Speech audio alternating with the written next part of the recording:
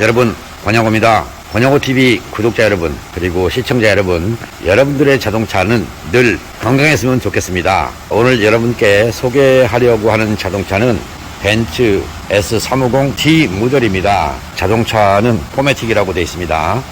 현재 주행거리가 많지 않습니다. 자랑할 게 많을 텐데 자동차 회사에서는 6실린더 6기통인지 8기통인지 이걸 자랑할 정도로 시대가 변했나 하는 생각이 듭니다.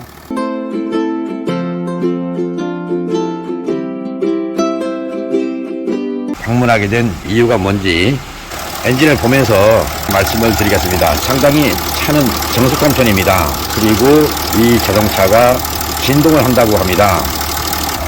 좋기는 한데 틈이 없습니다. 어디 하나 틈이 없어서 냉각수를 처리하는데 참 고민스럽습니다. 확인을 해야 되는데 이러다 보니까 많은 시간이 걸리게 되죠. 엔진 커버를 벗겨보겠습니다. 이게 터보 쪽인데 감싸고 보온도 하고 뭐 열심히 잘 했습니다. 이렇게 해서 보기는 좋게 깔끔하게 해놨는데 문제는 정비의 용이성입니다. 서비스맨들 그들조차도 정비를 하는데 탈거하는 시간 많이 걸릴 것 같습니다. 이런 경우는 엔진 수리를 한다 그러면 엔진을 내려서 수리해서 올리는 것, 그게 오히려 빠를 수도 있습니다. 그런데 차 상태로 정비를 해야 되는 경우 엔진 오일이나 냉각수입니다. 호스가 보이진 않습니다. 이렇게 빽빽하게 조립이 되어 있는 상태이기 때문에 서비스하는 비용이 또는 자동차 소비자로서 정비의 수리비가 많이 들어간다. 이거는 어쩔 수 없는 불가분의 법칙 아닐까 싶습니다. 자동차가 보기는 좋은데 정비의 용이성은 없다. 그게 단점이라는 얘기죠. 자동차를 만들 때는 공간을 확보해서 손도 좀 잘 들어갈 수 있도록 그렇게 만들어주면 어떻겠습니까? 자동차 메이커가 좀 반성하면 어떨까, 저는 이런 건의 아닌 건의를 해보는 겁니다. 제 말을 들어줄 자동차 메이커는 아닐 테니까 여러분들한테 그냥 의견을 제 생각이 이렇다라고 전하는 것입니다. 진단기를 지금 걸어놓고 나왔습니다. 먼저 엔진룸을 보여드리느라고. 그리고 냉각수 비중도 체크해봤습니다. 카메라를 잡은 거는 뭐냐면 냉각수입니다. 냉각수의 상태 한번 보십시오. 여기에 뭐가 있습니까? 제가 영상에서 올려놨죠. 이런 찌꺼기 떼들, 이런 것이 들어있으면 안 된다고 그랬어요. 보세요. 여기 보이십니까? 여러분들 눈에 보이죠? 이런 것이 있으면 뭐라고 그랬습니까? 폐하가 잘못됐다고 그랬습니다. 그래서 샘플을 채취했습니다. 여러분과 함께 냉각수의 비중 상태를 보겠습니다. 현재 주행거리는 2만 km 정도 주행한 자동차입니다. 워런티 기간에 있는데 자동차 진동 때문에 오셨습니다. 보십시오. 마이너스 40도 나오죠. 이게 지금 엔진이 열을 받은 상태입니다. 냉각수 온도가 뜨거운 상태란 말이죠. 뜨거워서 현재 마이너스 40도를 보였다. 그러면 이게 냉간시가 되면 냉각수 비중이 변합니다. 그래서 냉간시를 기준으로 볼 거냐, 열간시를 기준으로 볼 거냐, 냉각수를 맞추는 분들 참고를 했으면 좋겠습니다. 또한 엔진 오일도 확인해 봤습니다. 오일 교환 대상이고 냉각수 교환 대상입니다. 그냥 교환이 아니죠. 이 자동차가 운행하는 조건에 맞춰서 냉각수 비중이 맞춰져야 된다. 그런 얘기를 드리는 겁니다. 자, 엔진룸을 이제 봤으니까 진단기로 가보겠습니다. 맨 위에 있는 항목이 엔진 부하 조건입니다. 엔진 부하 조건이 다른 자동차에 비해서 크다. 그리고 냉각수 온도는 지금 웜업 중이라 73도로 나오고 있고요. RPM 750 이렇게 나오고 있습니다. 748도 나오네요. 752도 나오고 엔진 RPM이 조금 낮은 편에 속합니다. 그리고 2만 km 갓 넘은 자동차인데 무슨 고장 코드가 떴던 모양입니다. 고장 코드가 소거된 후에 주행거리가 17,192km입니다. 어떤 고장이 떴었을까? 저는 이제 그게 궁금한 생각이 듭니다. 여러분들이 좀 관심 있게 봐주셔야 할 내용이 엔진 회전수입니다. 여기를 보시겠습니다. RPM의 변동이 얼마나 있는가? 기본 RPM이 채 안 됩니다. 즉 정상적인 RPM보다 낮은 상태로 지금 엔진이 가동 중에 있습니다. 제 영상을 통해서 말씀드렸던 내용이 뭐냐면 압축말 온도 T2라고 하는 조건의 공식을 여러분께 제시해 드린 적이 있습니다. 압축말 온도가 낮으면 엔진에 부하 조건이 발생합니다. 부하가 커지면서 진동을 한다는 얘기입니다. 그런 진동이 왜 생기는가? 정비하러 여기저기 산책을 하시는데 여러분들께서는 압축말 온도가 낮았을 때 어떤 영향을 주는 것인가? 여러분들이 알 수 있는 것은 RPM입니다. RPM 조건이 정상적이지 못하다는 얘기입니다. 그러니까 여러분들의 자동차가 RPM이 낮다. 그러면 왜 낮은가? 또 높다. 왜 높은가? 문제는 무엇이 기분인지를 잘 모르시죠. 정상적일 때 RPM이 얼마인지를 모르니까 여러분들이 자동차에서 진동, 변속 충격 이런 게 발생하면 무엇을 정비해야 되나, 그것보다는 무엇을 갈아야 되나 이렇게 방향을 잡는다는 것입니다. 교환이 아니라 정비의 대상이라고 보셔야 됩니다. 이 자동차 같은 경우에 인젝터를 바꿔야 되나, 또는 변속기를 바꿔야 되나, 또는 엔진 미미를 바꿔야 되나, 이렇게 다양한 상상을 하게 되는 겁니다. 상상하지 마십시오.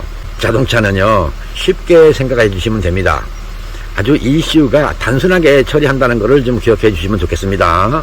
현재는 고장 코드가 없다는 조건으로 나옵니다. 계기판 한번 보여드리겠습니다. 현재 여기가 지금 RPM 메타입니다. RPM 상태가 어떻게 보입니까? 좋아 보입니까? 진단기를 통해서 750 플러스 마이너스 이 정도로 보면 될 것 같습니다. 그런데 낮은 쪽에 더 머무는 시간이 깁니다. 750이 아니라 748 이런 범위 내에 있다. 그러면 눈금이 조금만 더 올라가주면 좋겠는데 거기까지 가려면 정비 시간이 좀 많이 필요합니다. 그래서 이 자동차가 RPM이 약간 상승할 수 있는 조건, 그 조건을 만들어 나갈 겁니다. 그것이 엔진의 진동 또는 떨림 그리고 승차감입니다. 차에 앉아 있을 때 어떠한 증상이 있다. 이것을 잡아나갈 겁니다. 그러니까 이 자동차를 가지고 오신 분께서 예민하다 이렇게는 생각하지 않습니다. 자동차를 참 잘 아는 분이다. 저는 이렇게 생각합니다. 무엇 때문에? 곧 엔진에서의 진동하는 모습을 좀 관찰해 보기 바랍니다. 여러분 스스로 할 수 있습니다. 곧 엔진 미미가 불량이 났다라고 하고 미미만 바꾸려고 하지 마시고요. 진단하는 방법을 여러분 스스로 해 보시라는 겁니다. 보세요. 여러분들이 할 수 있습니다. 이게 엔진입니다. 그리고 이게 바디입니다. 자, 이렇게 보세요. 손가락 두 개를 이렇게 걸어 보세요. 어때요? 여기 진동과 이 진동이 같은가를 보는 겁니다. 아주 쉽지 않습니까? 이렇게 대봤더니 여기는 진동을 하는데 이 엄지손가락 쪽은 진동을 안 해요. 그러면 엔진 미미는 멀쩡하다는 얘기입니다. 또 하나 마찬가지겠죠. 여기서도 마찬가지입니다. 이렇게 손가락 두 개를 이용해서 자, 그때 여기서 진동이 느껴지는데 여기는 진동이 안 옵니다. 엔진 미미 이상 없습니다. 마찬가지로 여기서 이렇게 하는 겁니다. 얼마나 쉽습니까? 참 쉽죠. 그렇지 않습니까? 참 쉽습니다. 그런데 자동차가 진동을 한다. 이 자동차는 공회전 시의 진동보다 드라이브를 넣거나 리버스 후진 모드로 갔을 때 진동한다는 얘기입니다. 후진을 넣거나 또는 드라이브를 넣는다. 그러면 엔진이 기울기가 바뀝니다. 이렇게 기울기가 바뀔 때 진동하는 걸 다시 보는 겁니다. 한번 해보시겠어요? 드라이브 오케이. 자, 소리가 달라졌습니다. 이때 이렇게 브릿지를 이용해서 다시 걸어보는 겁니다.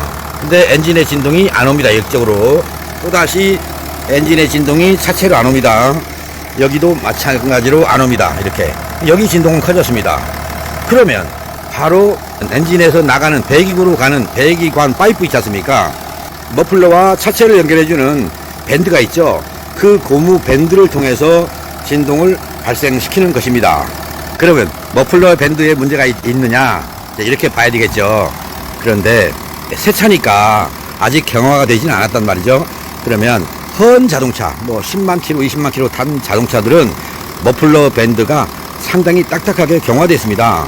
경화된 것을 바꾸기만 해도 차체로의 진동이 안 온다는 얘기입니다. 즉 엔진이 기울기가 변하면서 드라이브 넣을 때 이렇게 기울고 후진 넣으면 이렇게 기울지 않습니까? 기울 때 길쭉하게 있는 파이프 배기관이 어떻게 되겠어요? 이렇게 올라가겠죠. 차체 쪽으로 간다는 얘기죠. 그래서 진동을 수반하는 거고, 또 마찬가지로 드라이브를 넣었을 때 이 머플러 관이 밑으로 쳐집니다. 뒤쪽에서 이 쳐지면서 팽팽하게 텐션의 역할을 못하는 상태가 되면 진동하는 것입니다. 문제는 현재 이겁니다.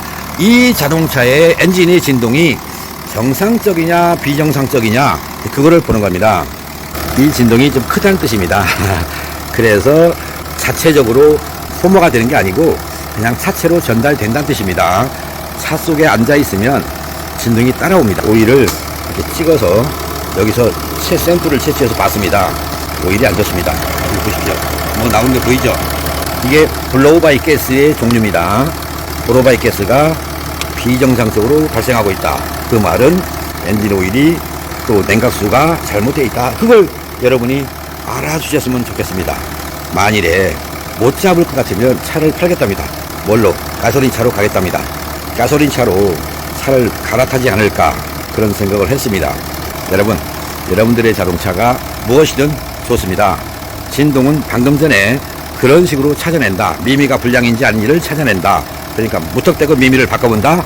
그게 아니고 여러분 스스로 이렇게 브릿지를 이용해서 진동을 느껴보라는 얘기입니다. 그 다음에 정비한다. 그리고 엔진의 진동은 파워 밸런스에서 편차가 있으면 진동하는 겁니다. 냉각수에 의해서 연료 분사량에 편차가 있으면 진동하는 겁니다. 결론은 여기 진동이 지금 상당히 많습니다. 손을 대고 있으면 엄청나게 떨고 있습니다. 이 떨고 있는 진동 자체가 줄어들어야 된다. 이렇게 결론을 내리겠습니다. 이해되셨죠? 방금 전에 보셨죠? 엔진 미미가 불량한지 나쁜지를 찾아내는 방법. 자, 그것을 보셨으니까 여러분들께서도 진동이 있으면 밖에 쪽에서 진동을 보시고요.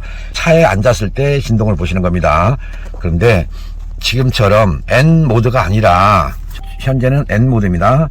드라이브로 갔습니다. D 모드일 때 진동, 또 마찬가지로 리버스 후진 모드로 갔을 때 진동입니다.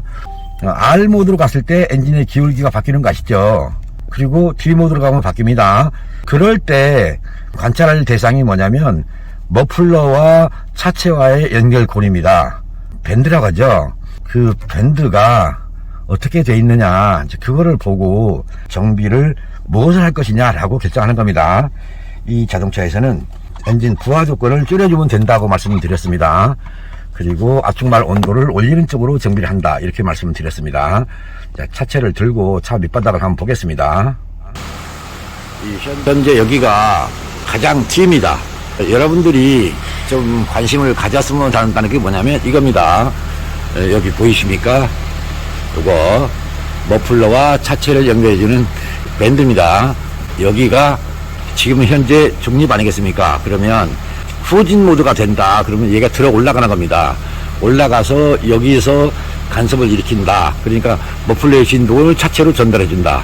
드라이브 놓을 때는 이것이 늘어납니다. 이 다이아몬드처럼 생긴 것이 늘어나서 당겨주는 겁니다. 그러니까 고무의 텐션이 엄청 중요하다, 이겁니다. 마찬가지로 이쪽에도 그런 게 돼 있고요. 중간에 가보겠습니다. 여기 있네요. 이 고무를 통해서 자동차의 진동을 차체로 전달하지 말아야 되는데 전달된다는 겁니다.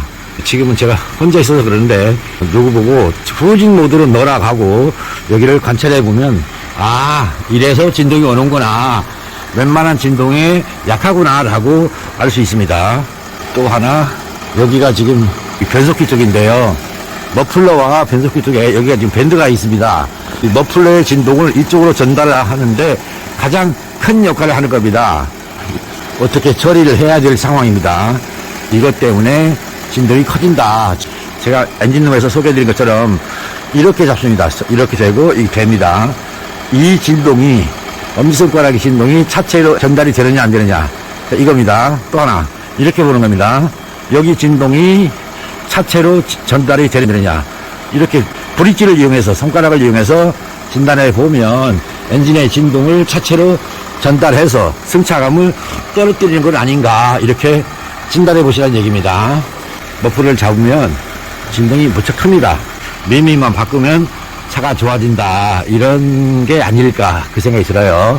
잡고 있으면 여기 진동과 여기 진동이 약간 지금 편차가 생기는데 기아를 넣으면 달라집니다. 곧 머플러의 진동이 차체로 전달되고 있다. 그런데 엔진의 진동 자체를 먼저 잡아주면 차체로 전달이 될지언정 현재 여기는 그냥 자체만의 진동, 그것을 유발시키고 있다. 즉 기아를 넣지 않아도 진동을 유발시키고 있다. 이렇게 이 말씀을 드리겠습니다. 바이바이.